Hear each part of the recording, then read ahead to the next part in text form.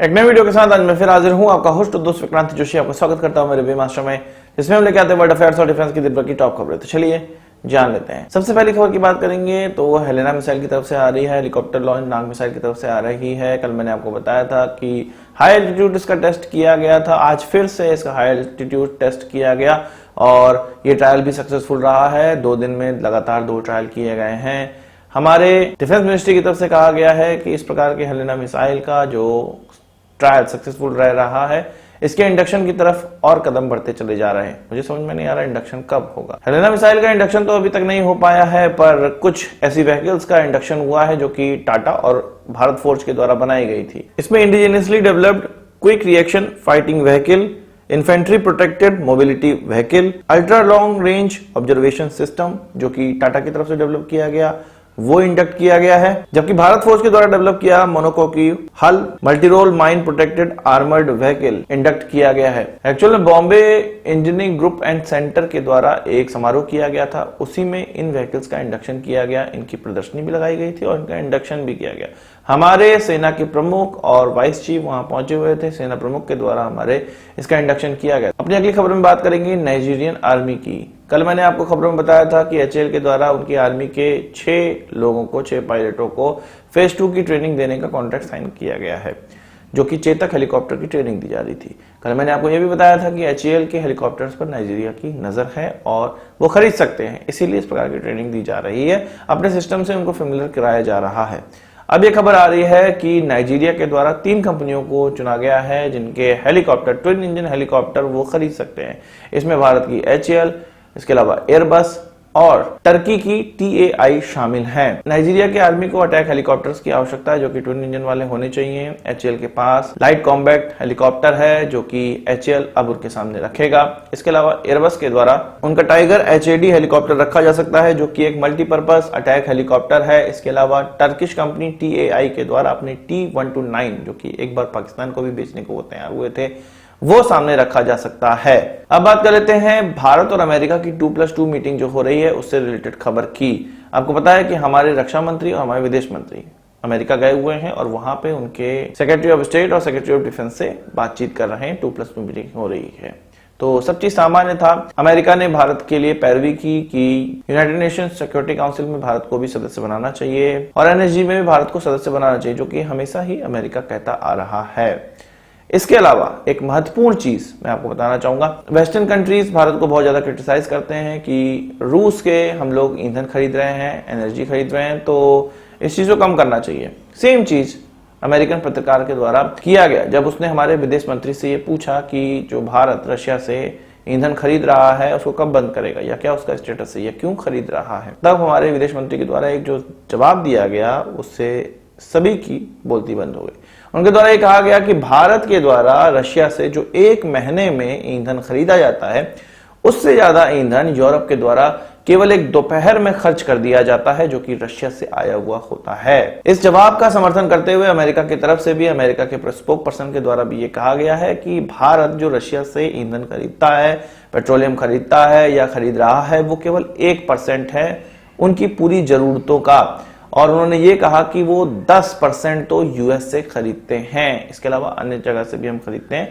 पर गौर करने वाली बात है कि केवल 1% हम रशिया से खरीद रहे हैं और सभी वेस्टर्न कंट्रीज भारत को भाषण देने लगते हैं। यूएस के स्पोक पर्सन के द्वारा यह भी कहा गया कि भारत जो ये ईंधन खरीद रहा है वो किसी भी प्रकार के सैंक्शंस का उल्लंघन नहीं कर रहा है, इसलिए भारत को किसी भी प्रकार से नहीं कहा जा सकता है वो कोई भी गलती नहीं कर रहा है। अमेरिका को ये पता है कि पूरा यूरोप रशिया से खरीद रहा है तेल, तो भारत को किस प्रकार से मना करेंगे। इसी भारत और रूस के रिलेशंस को देखते हुए G7 का सम्मेलन होने वाला था, जिसमें कि भारत को पहले आमंत्रित करना था। जब रूस ने यूक्रेन पे हमला कर दिया और भारत हर जगह अब्सटेन रहा है, रशिया का विरोध नहीं कर रहा है, तो जर्मनी अब सामने आया है और उसका कहना है कि भारत को G7 के सम्मेलन में, यानी कि हमारे प्रधानमंत्री को G7 के सम्मेलन में नहीं बुलाना चाहिए, या अभी तक ये मामला अटका हुआ है कि भारत को बुलाया जाए या नहीं बुलाया जाए। वहीं इंडोनेशिया और सेनेगल जैसे देशों को ऑलरेडी इसका निमंत्रण जा चुका है, पर भारत का जो स्टैंड रहा है यूक्रेन और रशिया के कॉन्फ्लिक्ट में, वही रीजन है कि जर्मनी अटका हुआ है और कह रहा है कि भारत को नहीं बुलाया जाएगा और इस पर डिबेट हो रही है।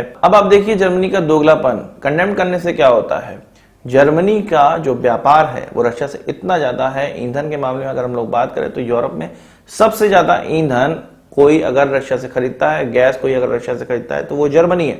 जर्मनी की आवश्यकताओं का लगभग 50 से 60% ईंधन या गैस रशिया से ही आता है और वो दूसरों को भाषण दे रहे हैं। कंडेम करने से क्या होता है, पूरी फंडिंग एक तरह से जर्मनी के द्वारा रशिया को की जा रही है। और उन्होंने ये भी कहा था अभी कुछ दिनों पहले कि वो रशिया से ईंधन की खरीदारी, एनर्जी की खरीदारी को नहीं रोक सकते क्योंकि उनके बिजनेस ठप हो जाएंगे। उस पर जो इकोनॉमी उनकी बेस्ड है वो ठप पड़ जाएगी। हाँ, भले ही कम कर सकते हैं पर रशिया से खरीदना बंद नहीं कर सकते हैं। तो हिपोक्रेसी देखिए, दोगलापन देखिए। भारत को भाषण देने, भारत का रास्ता रोकने के लिए जर्मनी तैयार है पर खुद का व्यापार रशिया से रोकने को बिल्कुल तैयार नहीं है। वही बात कर लेते हैं श्रीलंका की। श्रीलंका के द्वारा कहा गया है कि वो किसी का भी कर्ज नहीं चुका सकते हैं। जो भी विदेशी कर्ज है, जो कि विदेशी मुद्रा में या डॉलर में जो कर्ज चुकाए जाते हैं या उनका इंटरेस्ट चुकाया जाता है, वो किसी भी प्रकार का अब चुकाने लायक नहीं रहे हैं। उनके द्वारा ये कहा गया है कि IMF या कई देशों के जो उन पर कर्ज हैं, जो कि कुछ 51 बिलियन डॉलर हो जाता है, उसका ना ही इंटरेस्ट और ना ही प्रिंसिपल अमाउंट, वो कोई भी अभी चुकाने की दशा में नहीं है। हाँ, अगर किसी को श्रीलंकन रुपीस में अपना भुगतान चाहिए तो वो उसके लिए तैयार हैं। इसका मतलब ये है कि श्रीलंका बिल्कुल भिखारी बन चुका है। अब वो किसी भी तरह से डॉलर में किसी देश का हिसाब नहीं कर सकता, IMF का भी हिसाब नहीं कर सकता है। अब ये देखना है कि आगे उगाई कैसे होती है। हो सकता है कोई देश आए जो कि उनको बेल आउट कर सके। भारत और चीन से उनकी काफी आशाएं थी, भारत ने काफी मदद भी की, चीन वहीं उनसे मुंह मोड़ लिया। भारत ने भी जो मदद की वो लाइन ऑफ क्रेडिट के माध्यम से की है कि हमसे वो सामान खरीदेंगे, हाँ उनको हम उधार ही दे देंगे, पर भारत इतना ही कर सकता है। श्रीलंका जिसको डुबाने में किसी और देश का हाथ है, चीन का हाथ है, उसको उबारने में भारत रिस्क क्यों ले?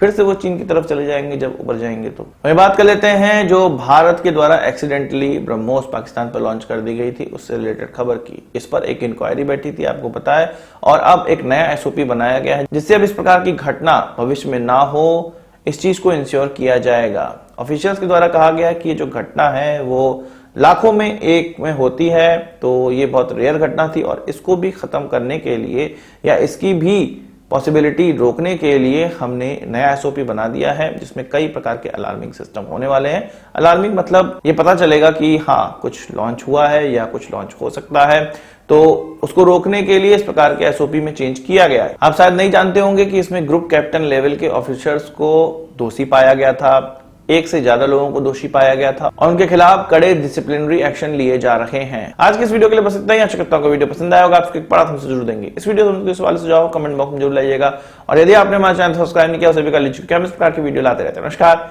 थैंक यू, जय हिंद।